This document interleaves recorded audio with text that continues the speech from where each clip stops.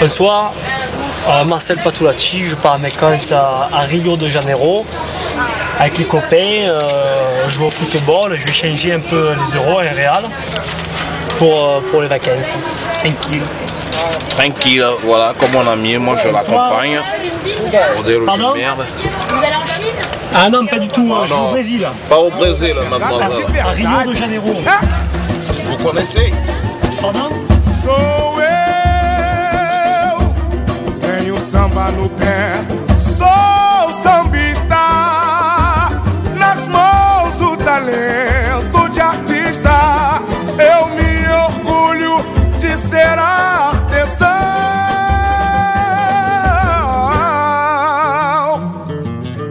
Está presente a verde e branco da Zona Oeste, brilha a estrela aqui de Padre Miguel.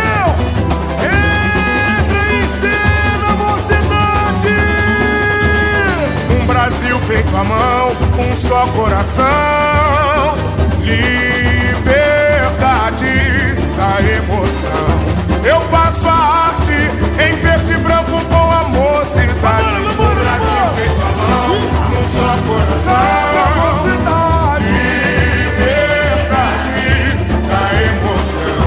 Eu faço a arte em verde e branco com a mocidade. Divina criação, do pó da terra ao sopro da vida, o grande artesão do universo levou ao homem a inspiração criativa.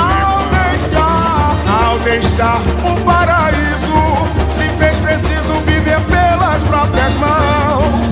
Com o passar do tempo, o mundo em evolução, escravizado pela sua ambição, vê o futuro ao simples toque do botão.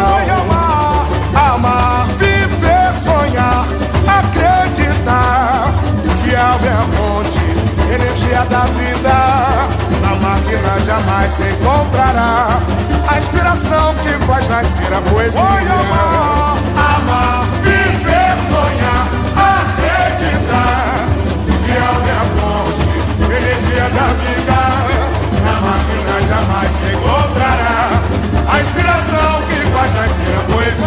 Vamos dar as mãos que se entrelaçam da natureza, toda forma de expressão transforma em cada peça sua imaginação. Tão belas, tão lindas, uma cultura em cada região. Aplausos às estrelas da folia.